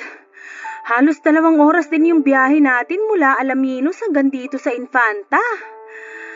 Ay. Uy, ba't ang tahimik mo dyan? Nagugutom ka na ba? Magluluto ako ng... Wala akong ganang kumain. Ay, nako. Iniisip mo ba yung sinabi ng doktor? Huwag mo na kasi masyadong isipin yun. Ay, nakakapanlumo lang kasi talaga. Excited pa naman ako magkaanak tayo tapos ako naman pala yung may problema. Huwag ka namang ganyan sa sarili mo. Wala naman may gusto nun. Kahit naman ako, umaasa rin na mabubuntis ako pero ganun talaga eh. Mukhang hindi talaga para sa atin yun. Hindi lang kasi nang inaalala ko, mahal. Baog ako. Ano pang kwenta ng pagiging lalaki ko kung hindi naman ako magkakaanak? Tumigil ka nga dyan. Hindi lang naman sa pagkakaroon ng anak na susukat ang pagiging lalaki ah. Mabait ka, responsableng tao at wala pang bisyo. Hindi ba pwedeng maging sukatan yon? Hindi eh. Noon ko pa gusto magkaroon ng sariling pamilya. Pero hindi ko pa nahahanap ang babaeng gusto kong makasama ng pangmatagalan. Tapos ngayong nahanap ko na, tsaka naman... Mahal naman. Pwede naman tayong mag-ampon kung gugustuhin mo lang. Hindi mo naiintindihan, mahal. Ang bigat kasi para sa akin nun eh. Yun na lang sana yung maipagmamalaki ko. Yung balang araw, may matatawag ako na anak ko. Yung sariling dugo at laman ko talaga. Nagsuggest lang naman ako. Yun na lang kasi yung alam kong paraan. Maliban na lang kung magkakaroon ng himala. May punto ka naman eh. Naiintindihan ko naman yung sinabi mo. Pero kahit kasi malaki naman ang kinikita ko sa pangingisda, hindi pa natin kakayanin yung gasto sa legal na proseso ng pag-aampon. Eh pwede namang hindi na lang idaan sa legal na proseso ah. Sino bang nagsabi sa'yo niyan at paniwalang-paniwala ka naman? Nabanggit sa akin ni Chong dahil nagplano na rin siyang mag-ampon noon. Hindi lang magastos kundi matagal din yung proseso. Hindi naman kasi basta-basta yun gaya ng iniisip mo eh. Hindi yun kagaya lang ng pagkupkup ng mga napupulot na aso sa kalye. Na kapag inuwi mo, pinakain at inalagaan, sa'yo na. Eh ano nga gagawin natin? Magdasal. Huwag muna tayong tuluyang panghinaan ng loob at isipin agad na mag-ampon. Naniniwala ako na pwede pang magkaroon ng milagro, mahal. Milagro? Seryoso ka ba? Oo, seryoso ako sa sinasabi ko. Ipagdarasal ko yun. Hindi ka naman siguro aakyat sa tuktok ng bundok tapos saka mo isisigaw yung hiling mo, no? Kahit ano pa yung pinaka-weirdong bagay na pwede kong gawin, gagawin ko, mahal. Dapat nga binatili na yung anak ko sa edad kong to. Pero wala eh. O sige, hindi kita pipigilan sa kung anumang balak mong gawin. Kung sa ganung paraan gagaan yung loob mo. Kahit libutin ko pa siguro lahat ng simbahan dito sa Pilipinas, matupad lang yung hiling ko. Walang kaso sa akin yun. Mahal, magpahinga ka na lang kaya muna. Hindi nga pahinga ang kailangan ko. Kahit buong 1 linggo pa akong matulog, hindi mawawala sa isip ko yung nalaman ko.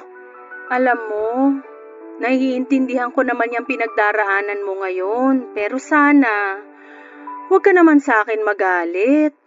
Hindi ko rin naman ginusto na mabaog ka.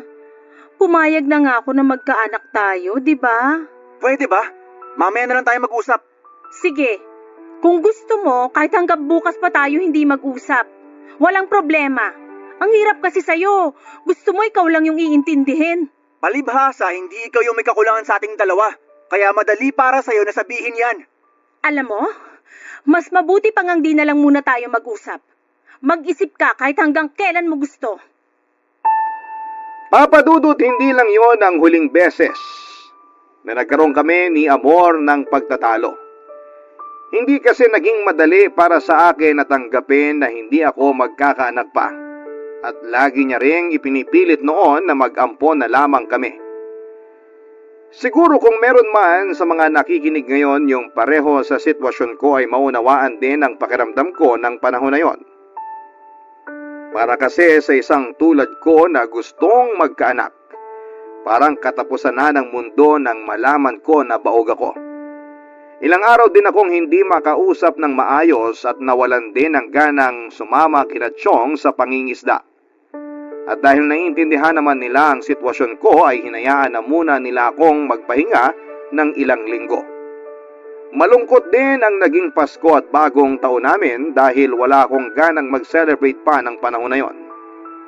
Palagi lang akong nasa bahay samantalang si Amor ay hindi noon nawawala ng lakad. Hinayaan ko naman siya na makipagkita sa mga kaibigan niya kesa naman lagi na lamang kaming nagtatalo sa bahay. Sa mga araw-araw na nasa bahay ako, Papa Dudut, ay napansin ko ang pagbabago sa ikinikilos ni Amor. Mas napapadalas ang pag-alis niya ng bahay. Tuwing umuwi naman siya ay laging may dalang mga tsokolate o di gaya naman ay mga bulaklak. Tuwing tinatanong ko naman siya, ang sinasagot lamang niya ay bigay yon ng mga kaibigan niya. Hanggang sa umabot na nga na magkaroon kami ng pagtatalo, Papa Dudut.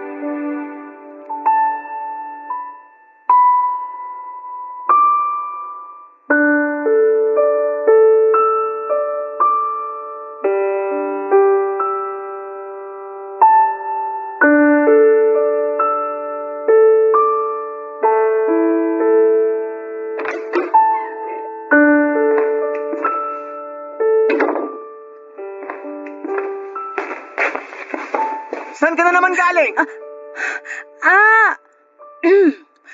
Nagkayayaan lang kami ng mga kaibigan ko. Napasarap lang yung kwentuhan. Eh, ikaw, bakit gising ka pa? Di ba dapat natutulog ka na? Tigilan mo nga ako sa kalokohang yan. Araw-araw kayo nakikita ng mga kaibigan mo. Tapos inaabot pa kayo ng 10 oras ng gabi. Anong klaseng kwentuhan ba ginagawa nyo, ha? Makatanong ka naman, parang iba na yung tinutumbok mo eh. Eh anong gusto mong isipin ko? Maghapon kang wala rito. Ni hindi ko alam kung saan ka pumunta dahil basta ka na lang din umaalis. Ganon. Dapat pala, sa bawat oras na aalis ako, magpapaalam pa ako sa'yo. Ang higpit mo naman. Hindi kita pinaghihigpitan. Babae ka. Hindi magandang inaabot ka pa ng gabi sa labas. Tapos hindi ka man lang nagsasabi. Maghapon ako nag-aalala. Nakapagtanong-tanong pa ako sa mga kapitbahay kung may nakakita sa'yo. Pero alam mo kung anong nalaman ko? Anong nalaman mo? Kita mo na? Sa reaksyon mo pa lang na yan, halatang may itinatago ka sa akin. Kung ako sa'yo, umamin ka na lang. Kesa ipamukha ko pa sa'yo yung kagaguhang ginagawa mo. Anong kagaguhan? Sinabi ko naman, di ba? Mga kaibigan ko lang yung kasama ko kanina. Hindi naman mahirap intindihin yon. Sige, pagbibigyan kita. Akin yung cellphone mo at tatawagan ko yung sinasabi mong kaibigan. Kapag mali ako, tatanggapin ko yon. Pero kapag ikaw ang mali, hindi ko na yun palalampasin pa. Hindi. Nagpapahinga na yung tao tapos iistorbohin mo pa dahil lang dito? Talaga ba? Kung wala kang itinatago sa akin, hindi ka matatakot na kausapin ko yung sinasabi mong kaibigan. Akin na yung cellphone mo! Hindi! Kahit ano yung sabihin mo, hindi ko ito ibibigay sa'yo. Ibibigay mo ng kusa? O sapilitan ko yung kukunin dyan sa bag mo? Wala akong ibibigay. Tapos ang usapan. Akala mo ba hindi ko napapansin yung pag-aayos mo? Na dati naman hindi mo ginagawa? Yan. Yan kasing hirap sa inyong mga lalaki. Pag nag-aayos kami, minamasama nyo. Pag nagmukha naman kaming losyang, maghahanap kayo ng ibang mas maganda sa amin. Alam mong di yan ang pinupunto ko. Eh ano? Parang masyado kasing big deal sa'yo yung pag-aayos ko eh. Kung alam mo lang, ang dami kong naririnig tungkol sa'yo. Sa pagsusugal mo, Sa pagsali mo sa paluwagan ng mga mamahalin mong bag, aanin mo ba yung mga yon? Hindi tayo mayaman! Kaya naman pala galit na galit ka. Ayaw mong gastusin ko yung pera mo. Yung mga bag na galing sa paluwagan, pwede ko rin ibenta yung mga yon pag nagipit tayo. Hindi tayo magigipit kung marunong ka magtipid at gamitin ang pera sa tama. Kung di mo ako pinatigil sa pagtatrabaho, di sana kumikita ako ng sarili kong pera at hindi ko na kailangang umasa sa'yo. Sa tono ng pananalita mo, parang pabigat lang ako sa'yo eh. Wala sanang problema sa paggastos mo kung nagagamit mo sa tama yung pinaghirapan ko. Hindi mo ba naiisip? Ang swerte-swerte mo. Ikaw, nandito ka lang sa bahay, nagagawa mo lahat ng gusto mo, nabibigay lahat ng luho mo. Samantalang ako, nagtitiis ang laot kahit nakakalungkot kasi ang layo-layo ko sa'yo. Huwag ka na lang kasing magbigay kung isusumbat mo lang din naman. Kaya ko rin kumita ng sarili kong pera. Hindi tayo magtatalo at mauuwi sa sumbatan kung di ka lang sana gumagawa ng kalokohan. Wala eh. Ayaw mo pa rin umamin. Kung ganito lang din naman tayo, mas makakabuti siguro kung lalayo muna tayo sa isa't isa. Yan ba yung gusto mo? Sige, walang problema. Ako na lang yung aalis. Dahil sa pagtatalo naming yon, Papa Dudut ay umalis ng bahay si Amor. Hindi ko alam kung saan siya pumunta at pansamantalang nakituloy mula noong umalis siya. Pero wala pang isang linggo ay bumalik siya at nagmakaawang patuloyin ko pa rin sa bahay ko. Hati ang emosyon ko noon dahil hindi pa rin nawawala ang galit ko sa ginawa niya. Pero sa kabilang banda ay natuwa ako na pinili pa rin niyang bumalik sa akin. Hindi ko naman siya maitatangging mahal ko pa rin siya noong panahong yon. Mas pinili ko noon na hindi na lamang pakinggan ang mga kwentong naririnig ko mula sa mga kamag-anak ko. Tutol kasi sila sa desisyon kong pabalikin si Amor, lalo na yung kapatid kong si Mando. Baka raw kasi hindi ko nakilala yung babaeng pinatutuloy ko sa pamamahay ko. Ilang linggo mula noong magsama ulit kami ni Amor ay napadalas ang pagkahilo niya at pagsusuka tuwing umaga. Bukod pa roon ang ilang palatandaan na maaaring buntis nga siya ng panahong yon, Papa Dudut. Barangay Love Stories. Barangay Love Stories. Papa Dudut, natuwa ako nang makumpirmang buntis si Amor. Sa pag-aakalang nagkaroon nga ng himala kahit napatunayan ng baog ako. Batid kong yung iba sa mga nakikinig ngayon ay naiinis sa paraan ng pag-iisip ko ng panahon na yon. Pero naging bulag ako sa posibilidad na hindi ko anak yung dinadala ni Amor. Dahil na rin siguro yon sa matinding kagustuhan ko na maging isang ama. Noong malaman ni Mado ang tungkol sa pagbubuntis ni Amor ay agad itong naghinala. May pagkakataon daw kasi noon na habang nasa laot ako ay naaabutan ni Mando na walang tao sa bahay tuwing uuwi ito kahit 10 oras na ng gabi. May posibilidad kasi na ilang araw ding hindi umuwi noon si Amor at bumabalik lang sa bahay kapag alam niyang pauwi na ako. Nagte-text din ako sa kanya tuwing nakakasagap na ako ng signal. At dahil nga sa mga nalaman ko ay napalitan ang sayang nararamdaman ko ng pagdududa, Papa Dudut.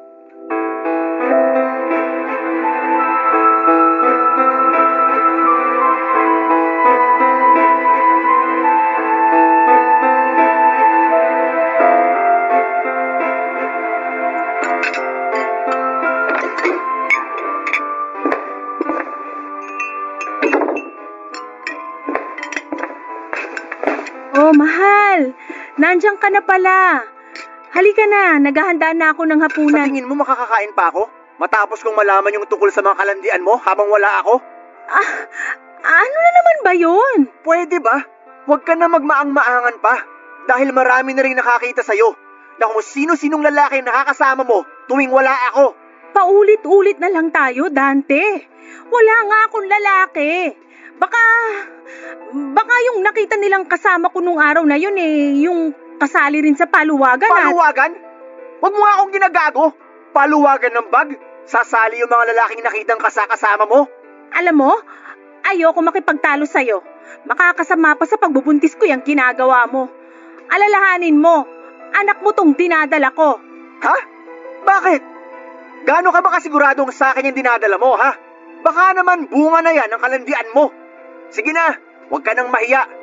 Aminin mo na kung sino yung ama ng bata. Wala akong kailangang aminin sa'yo. Ikaw ang ama ng batang to at hindi kung sino lang. Akala ko ba gustong-gusto mo maging tatay? Oo, gusto ko maging tatay. Pero hindi sa paraang sasaluhin ko yung bunga ng kalandian mo. Hanggang kailan mo ba ipipilit na hindi ikaw yung ama nito, ha? Naduduwag ka na ba? Kaya pinapasa mo na lang sa iba yung responsibilidad mo? Wala akong ipinapasang responsibilidad. Alam mo sa sarili mo na hindi ako ang ama niyan. O baka naman hindi mo na rin alam kung sino sa kanila. Tumigil ka na! Sumusobra ka na sa mga binibintang mo sa akin. Anong akala mo sa akin? Pokpok na basta na lang titihaya sa kung sinong makakasama ko? Nakita ka ng tiyahin ko. Nadatnan ni Mando na walang tao dito sa bahay, dis oras ng gabi, at ilang beses pa yung naulit. Sige nga, ipaliwanag mo yun ngayon. Makikinig ako. Baka sakaling paniwalaan ko pa yung kasinungalingan mo. Ano? Di ka na makapagsalita? Kasi, totoo. Totoo lahat ng mga sinasabi nila tungkol sa'yo. Pagod na ako. Kaya kung may ginawa ka, umamin ka na lang. Hindi yung pinagmumukha mo pa akong tanga. Sabihin mo na lang sa akin yung totoo. Bakit naghanap ka pa ng iba? Sorry. Nadala lang ako ng tukso. Eh di inamin mo rin. Bakit ka natukso? Dahil ba mas gwapo sila at mas mabango? Hindi. Huwag ka nang mahiya. Sabihin mo na lang yung totoong dahilan. Hindi ka nga nahiya nung nalalaki ka eh. Huwag ka na magpanggap na mahiya ka pa dyan sa katawan mo. Sige. Gusto mo ng diretsahang sagot? Oo, mas gwapo sila. Mas mabango at mas magaling sa kama. Yun ba? Yun ba yung gusto mong marinig? Huwag mong sipain yung panang mesa. Sa akin kagalit, di ba? Alam mo kung bakit ako nagkakaganito? Kasi yung katwiran mo. Alam mo naman kung anong trabaho ko. Mangingista ako, amor. Malansa at mainit sa laot. Anong inaasahan mo pagbalik ko? Maputi at mabango pa rin ako? Hindi ako tanga. Alam ko naman yon, pero sana hindi mo pa rin pinabayaan ang sarili mo. Tingnan mo yung itsura mo. Mapagkamalang ka ng tatay ko. Ang lupit mo! Inibutan mo na ako sa ulo. Iniinsulto mo pa ako. Sino ba nagsimula nito? Di ba ikaw rin naman? Hindi ko yun gagawin kung nagtino ka lang sana. Tigilan na natin to. Pagod na ako makipagtalo sa'yo. Bukas na bukas din, umalis ka na sa pamamahay kong to. Ayoko nang makita ni anino mo rito. Papadudot kong nahirapan akong tanggapin yung pagiging baog ko. Hindi ko akalaing mas mahihirapan pala ako na tanggapin ang panlulokong ginawa ng babaeng balak ko pa sanang pakasalan ng panahong yon. Umalis nga si Amor kinabukasan. Balita ko noon ay doon siya nakituloy sa bahay ng kaibigan niyang nagpapaluwagan ng mga mamahaling bag. Bukod doon ay wala na akong iba pang balita tungkol sa kanya. Mula noong mawala siya sa bahay, aminado po ako na nami-miss ko pa rin ang presensya niya. Nasanay kasi ako noon na siya ang lagi naghahanda ng pagkain namin. Sa pagkawala niya sa bahay, siya namang pagbalik ng alaga kong aso na matagal-tagal na rin hindi umuwi. Kahit pa paano ay nabawasan ang lungkot na nararamdaman ko noon. Alam ko na tama lang ang naging desisyon kong palayasin siya para ipamukha ang panlulokong ginawa niya sa akin habang nagpapakahirap akong magtrabaho para sa aming dalawa. Pero may parte sa akin na pinagsisisihan kong itinaboy ko siya. Dahil na rin siguro mahal ko pa rin siya noon sa kabila ng lahat ng maling nagawa niya. Hindi ko inaasahang babalik siya sa akin makalipas lang ang halos 1 buwan mula nang palayasin ko siya. Paulit-ulit siyang humihingi ng kapatawaran na hindi ko naman kaagad ibinigay. Tinanggap ko siya at muling pinatuloy sa bahay ko, papadudot. Wala na raw kasi siyang ibang matutuluyan kaya nakiusap na lamang siya sa akin kung pwedeng makituloy pansamantala. Marupok man akong maituturing ng panahon na yon, ay hindi ko na lamang yon inisip. Lalo na't nadala na rin ako sa awang nararamdaman ko nang malamang tinakasan siya ng lalaking nakabuntis sa kanya. Alam ko rin kasi na hindi siya babalik sa akin at makikiusap na patuloyin kung may iba pa siyang malalapitan. Inisip ko na lamang noon ang batang nasa kanyang sinapupunan na walang kamalay-malay sa ginawa niyang kalokohan. Ilang buwan ding malamig ang pakikitungo ko sa kanya at batid ko na aalis din siya kapag nakahanap na ng malilipatan, pero habang tumatagal ay mas lalo pong naging mahirap para sa akin na paalisin siya sa ganong kalagayan niya, Papa Dudut.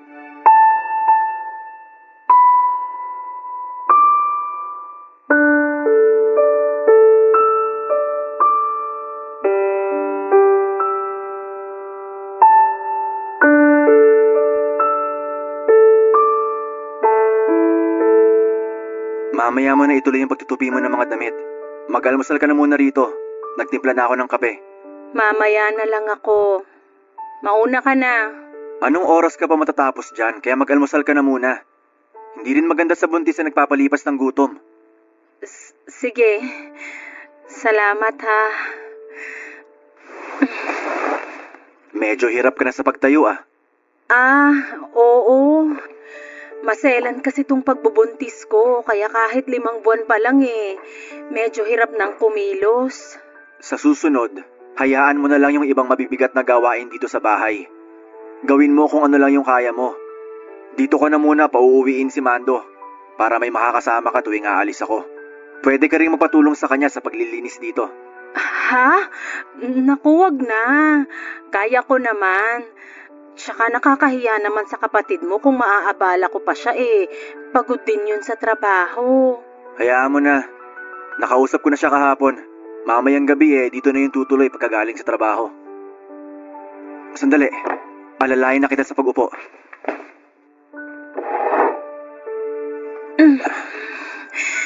Salamat. Kumain ka ng marami ah. Sige, salamat. Ituloy mo na lang yung pagtutupi mo ng mga damit mamaya. Ako na lang yung magluluto ng tanghalian natin. Sige. Ikaw ang bahala. Nga pala, tuloy pa ba yung paglipat mo? Oo, tuloy naman yun. Ano kasi, kulang pa yung naitabi kong pera para sa pangrenta. Pasensya ka na kung natagalan na ako rito sa bahay mo. Huwag ka mag-alala. Siguro, mga 1 buwan na lang at makakaalis na rin ako. Hindi naman kita pinapaalis. Naitanong ko lang kasi sabi mo nga, masela niya pagbubuntis mo. Baka lang mahirapan ka kung lilipat ka pa. Pero, paano ka magkakaroon ng bagong girlfriend kung nandito pa rin ako sa bahay mo? Baka maging dahilan pa ako ng... Wala naman akong nililigawan, kaya imposible magkaroon ako ng girlfriend. Ay, wag na nga natin pag-usapan yan. Ganito na lang, wag ka na munang umalis. Wala namang kaso sa akin kahit dito ka tumira hanggang sa makapanganak ka. Tutulungan na rin kita sa gastusin. Tsaka mo na lang ako bayaran kapag kaya mo na. Seryoso ka ba? Ayos lang yun sa'yo? Oo nga. Kaya asikasuhin mo na lang yung sarili mo at yung batang dinadala mo. Wala ka nang kailangan pang alalahanin. Salamat talaga ha. Hindi ko akalain na tutulungan mo pa rin ako sa kabila ng... Yan na naman tayo Nakalipas na yon. Tsaka ayoko na rin pag-usapan pa.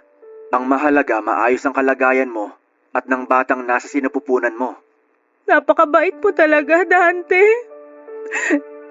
Lalo ko tuloy pinagsisisihan na niloko kita. Sana mapatawad mo pa ako.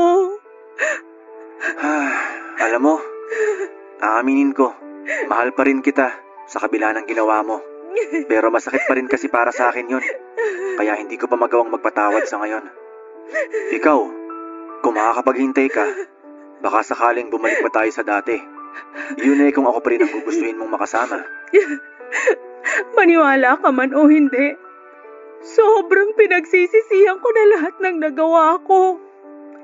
At kahit tanungin pa ako ng 100 beses, ikaw pa rin yung gugustuhin kong makasama sa buhay. Kung ganon, bigyan mo lang sana ako ng sapat na panahon. Dahil sa oras na patawarin na kita, aayain na kita magpakasal. Kung hindi ka kayang panagutan ng ama niyang dinadala mo, aakuin ko ang batang yan. Aalagaan ko kayo mag-ina. Pero sana hindi ka na maghanap pa ng iba. Hindi na. Promise, hindi na. Magpapakatino na ako. Hindi lang para sa'yo, kundi para na rin sa magiging anak natin. Papa Dudut, tinupad naman ni Amor ang pangako niya na magbabago na siya. Ibinenta na niya mga mamahaling bag na nakuha niya mula sa paluwagan at itinabi ang pera para sa panganganak niya. Hindi naman nagtagal ay napatawad ko na rin siya, Papa Dudut. Hindi nga pala talaga ganon kadaling magpatawad kapag mabigat ang naging kasalanan sa iyo ng isang tao. Pero nang panahon na yon ay mas nangibabaw ang pagmamahal ko sa kanya. Doon ko kasi napagtanto na hindi ko pala kayang mapalayo sa akin si Amor. Hindi naman ako nagsisi na binigyan ko pa siya ng isa pang pagkakataon dahil maganda ang naging resulta nito. Lalaki po ang sanggol na isinilang niya, Papa Dudut. At gaya ng pangako ko ay inako ko ang bata at inalagaan na parang isang tunay na anak. Pinalaki namin ito ng maayos at sinuportahan ko naman ang pag-aaral nito. Ikinasal na rin kami ni Amor nang magkaroon ng kasalang bayan sa amin. Kaya naman mas tumibay pa ang naging pagsasama naming dalawa. Sa ngayon, Papa Dudut, ay binatilyo na ang anak naming si Leonard. Ipinagtapat naman ng asawa ko ang tungkol sa tunay nitong ama at hindi na yon pinatagal pa. Natuwa naman ako dahil sa murang edad pa lamang ay malawak na ang pangunawa nito. Masaya na rin ako dahil nagkaroon ako ng isang masaya at buong pamilya matapos ang mga pagsubok na pinagdaanan namin ni Amor. Hanggang dito na lamang po ang kwento ko, Papa Dudut. Sana ay nagustuhan niyo po ito at kahit papaano ay kinapulutan din po ng aral. Maraming salamat po sa inyo at sa bumubuo ng Barangay Love Stories. Isang karangalan po na mabigyan ako ng pagkakataon na maibahagi ko ang kwento ko dito sa inyong programa. Number 1 po kayo sa puso naming mga solid ninyong taga-pakinig. Maraming salamat po and God bless sa inyo, Papa Dudut. Ang inyo pong forever kapuso at kabarangay Dante.